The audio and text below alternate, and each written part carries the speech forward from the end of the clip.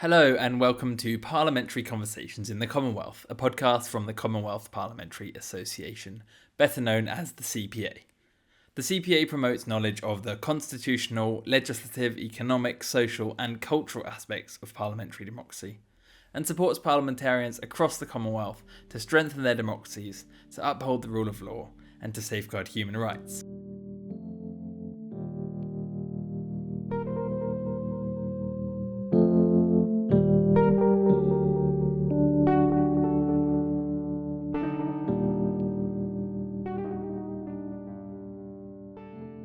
My name is Natasa Pantelic. I have been working in and around the UK Parliament for 20 years and write about women in politics. I am your host for today's episode. Today we are speaking to a long-standing member of the UK Parliament. The Right Honourable Dame Emily Thornberry is the Labour MP for Islington South and Finsbury and has been an MP continually since May 2005. She is the current chair of the UK Parliament's Foreign Affairs Committee, and her previous roles have included Shadow Foreign Secretary, Shadow Secretary of State for International Trade, and Shadow Attorney General. Welcome to the podcast, Dame Emily Thornberry. Well, thank you very much for having me, Natasha. What you didn't say in all of that is that we're good friends. Yes, we are. And I wouldn't have come on if you hadn't asked me. Oh, thank you very much. So you are a highly experienced and knowledgeable parliamentarian on international affairs, and the UK is facing many challenges in 2025. From your perspective, what do you see as the biggest global challenges we face, and how should we respond to them? So, if you look at it, it seems as though everything is going on all the time, everywhere, all at once, and it's very challenging. And I became chair of the Foreign Affairs Select Committee at a time when the world seemed to be just falling apart, and it's been quite hard for us to work out what's urgent and what's important, because everything seems to be urgent and everything seems to be important. But stepping back, I think that the challenge to the world order, the way in which we've all kind of thought that things were going to work, is really quite profound. And the obvious one is Donald Trump and his approach to things, but it isn't just that.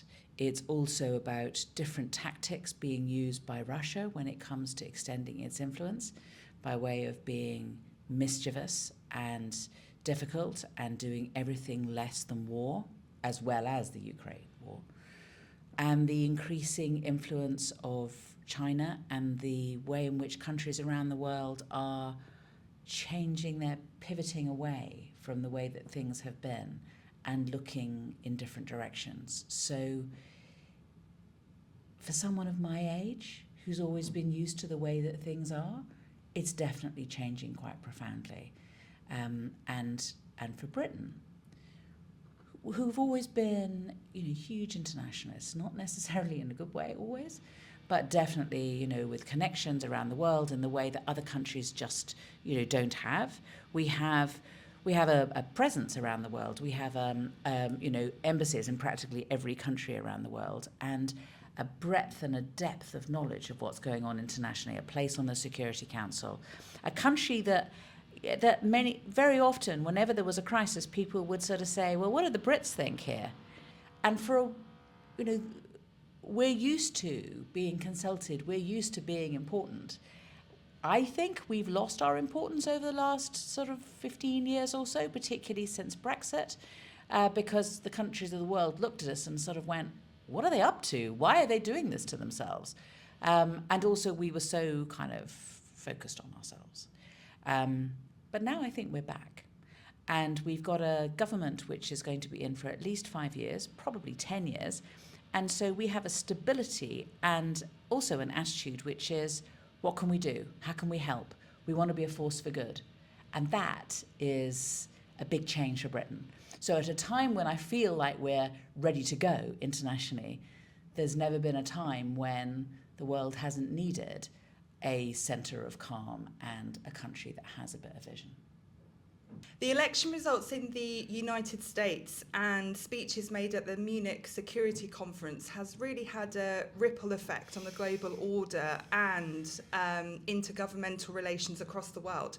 How do you assess the impact of this on our democratic values? It's really challenging having a new government that seems to be so unpredictable.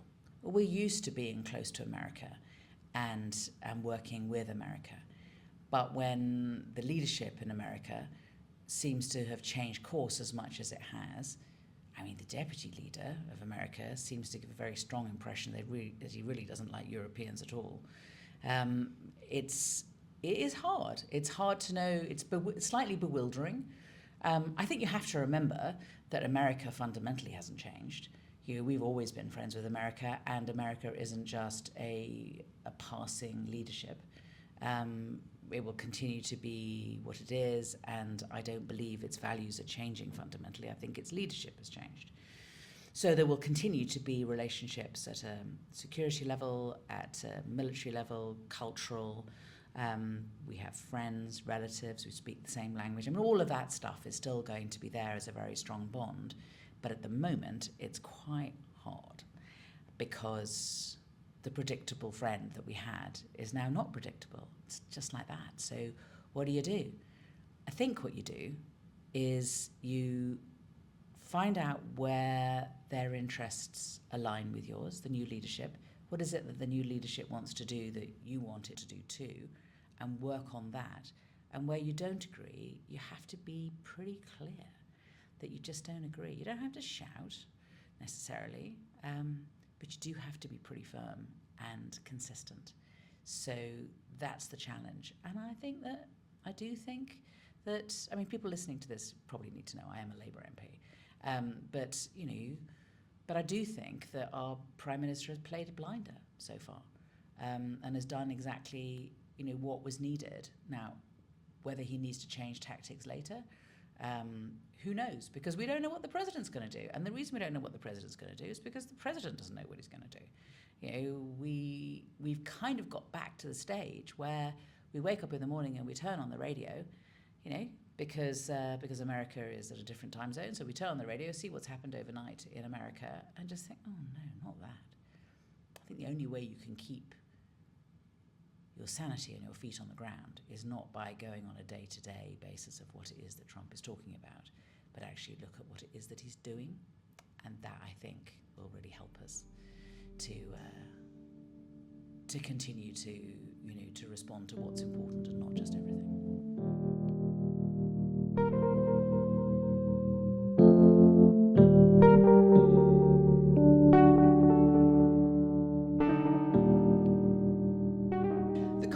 Is also facing many challenges and questions over its role in geopolitics and reconciling its modern role with its past history. Is this the time for the Commonwealth to assert its influence around the work as a global organisation that doesn't include the US, China or Russia as part of its membership? And how do you see the future of the Commonwealth? Yeah. I think the Commonwealth is so unique. It's just extraordinary where countries, no matter what their size, have a voice. The smallest island has a voice and is treated as an equal partner. And countries of all types, all over the world, are there together around a table listening to one another. And as we say, if the world looks like it's going to hell in a handcart because of the behaviour of the large three powers, it is a time for multilateralism. It is a time for us to work together. It is a time for us to listen to one another, because actually, collectively, we are a force in our own right. And this is, a good place to be. This is a forum. This is where we get a chance to work together, to listen to one another, and to find a way through. And the answers will not be found, I don't believe, in China or in America or in Russia. There will need to be other voices that need to be heard, and we need to find a way through. And of course, the one thing that these three nations at the moment don't seem to talk about at all is the really important one, which is the threat to the world, which is climate change. And that has to be a priority for the Commonwealth in a way that nothing else is. There will also be a transition in the leadership of the Commonwealth with the second female Commonwealth Secretary General, this time from Ghana, who has just started in her new role at the start of this month, April 2025. Why do you think many organisations still struggle to promote women into leadership positions? Oh, how long have you got? I don't know. I mean, countries have their own, each country will have its own history and its own culture, and I can't really speak on behalf of all of them. I suppose the one thing that we all have in common is that women have the primary caring role in most cultures. I can't really think of a country around the world where men have stepped up and done that, because we bear the children, we look after the children. Because we're at home, we look after the elders. Then because we're at home, we also have a leadership role in a community in a small way. We're the ones who organise things in neighbourhoods. And so there's an approach that most women are expected to take because of that fundamental, biological difference. And I suppose it's just a question of how do you respond to that. I mean, in some places that's seen as a strength, and actually women will end up being leaders in their own way of a small community. In other countries, there's been a conscious fight by women saying, yes, we can, yes, we have children, but men have children too. Yes, we have elderly parents, men have elderly parents too. Let's share out that caring responsibility too. And actually, women who may have been matriarchs at home want to be matriarchs in the big world too. And so the world changes, and it's hard because children continue to be born, elders continue to need to be looked after, communities need to be organised, and so somebody's got to do that work. And I suppose in cultures where men just refusing to do that, women have to continue to do that as well as anything else they might want to do. The Commonwealth Parliamentary Association, through its Commonwealth Women Parliamentarians Network, campaigns for equal representation of women in politics. And the UK Parliament is leading the way with 40.5% female representation in its current House of Commons, which is amazing. How do you view the progress on gender equality in parliaments? I mean, I think you're right, Natasha. I mean, it is amazing that we have such a high proportion of women in the British Parliament. I don't think that means that we have 40% equality. I don't think that there's a step up that needs to be done, because it's all very well being at the table, but you need to be listened to and you need to be taken as seriously as a man. We have all had the experience of saying something in a meeting and nobody seeming to listen, and then some bloke says the same thing, and everybody at that point thinks what a great idea it is.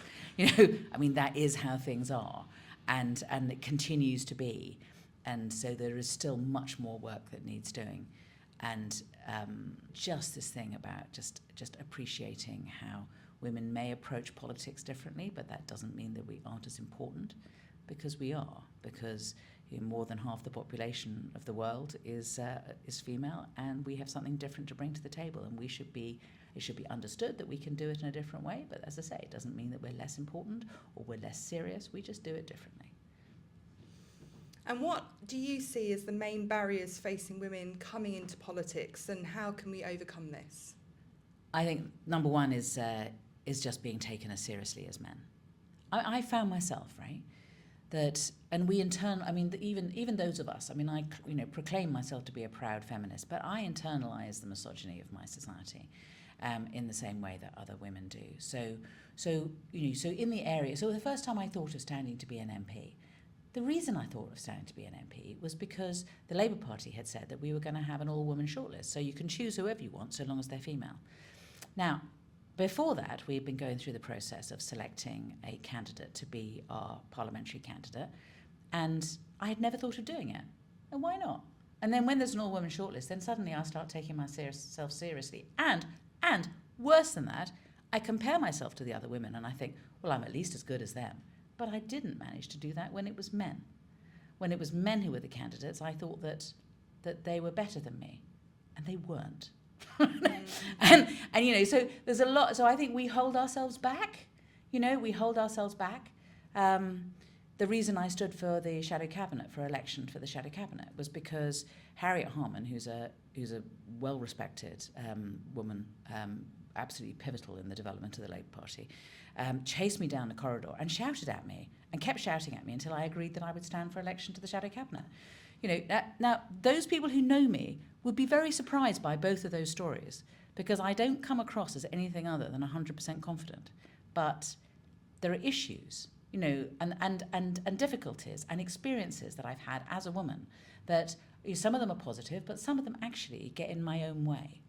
And I have to acknowledge that, and I need to have, you know, I need to talk about it, because I need to also, because that tells other women, you're not alone. You know, other people feel that they're imposters too. And women have this idea of being an imposter much more than men do. And we have to get over ourselves. Women parliamentarians face some of the worst abuse in public life, particularly online, and a recent CPA IPU report found, for example, that 60% of women MPs from the Asia Pacific had experienced online gender-based abuse. How can we combat this and promote a more tolerant society? I think women parliamentarians around the world face abuse, and I'm horrified to hear about what's happening in Asia.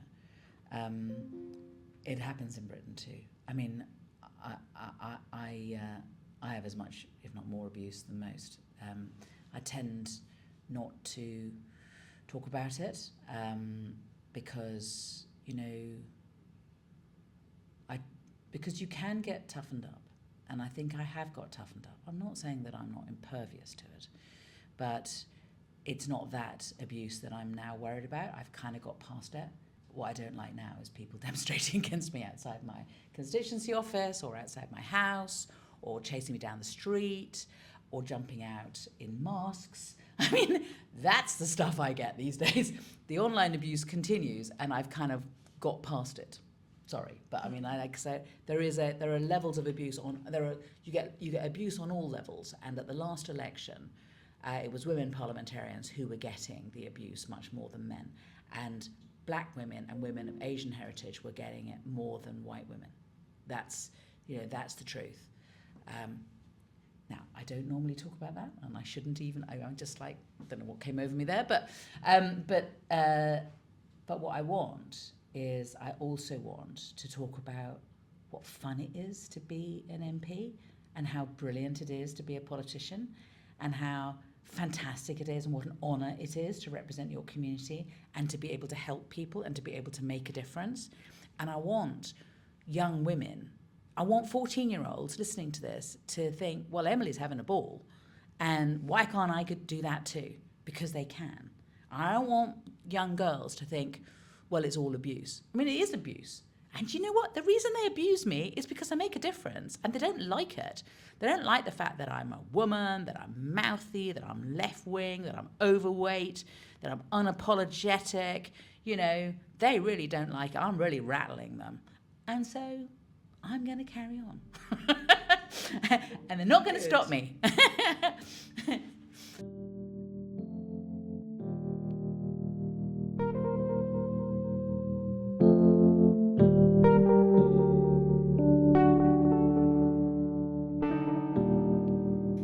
60% of the Commonwealth's 2.7 billion population is aged under 30.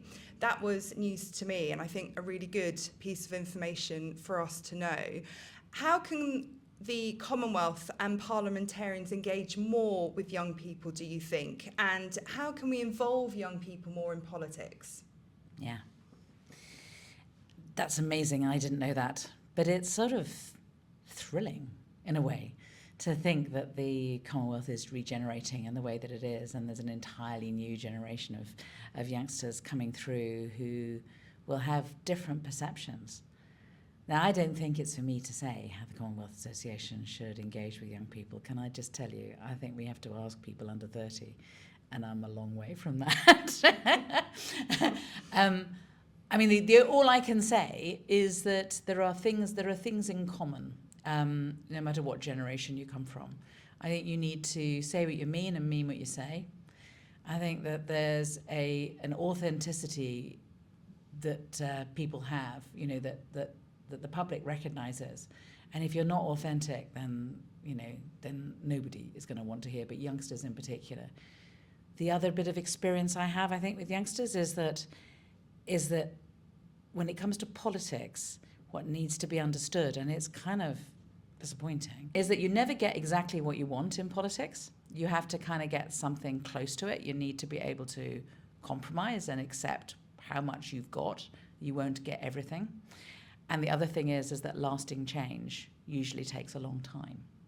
So if people are, and I say that to youngsters that I meet within my constituency. I say, look, do be involved in politics. Politics is about power.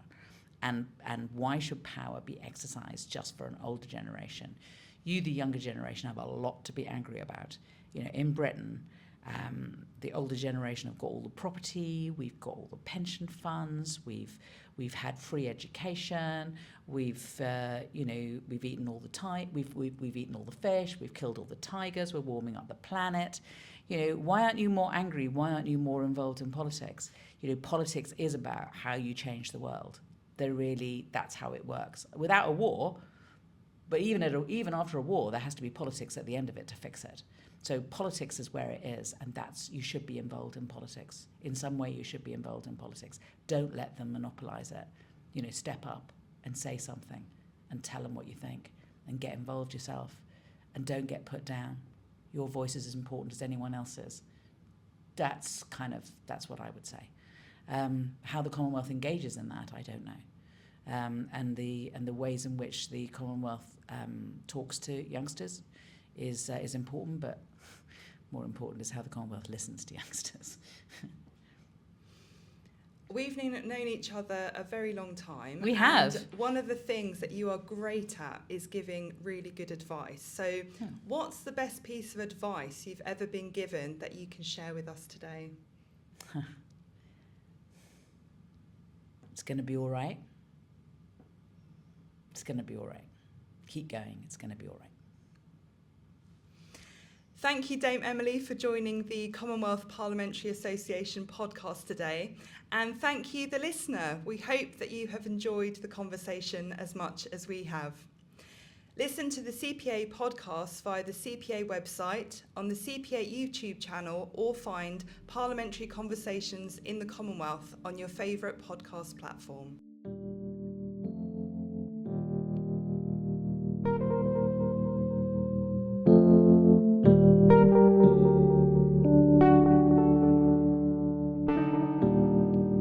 Thanks for listening to today's special episode of Parliamentary Conversations in the Commonwealth. If you liked what you heard, then don't forget to subscribe to the podcast on your favourite podcasting app to stay up to date with our latest episodes. To find out more about the work of the Commonwealth Parliamentary Association, visit our website at www.cpahq.org or follow the links in the podcast description.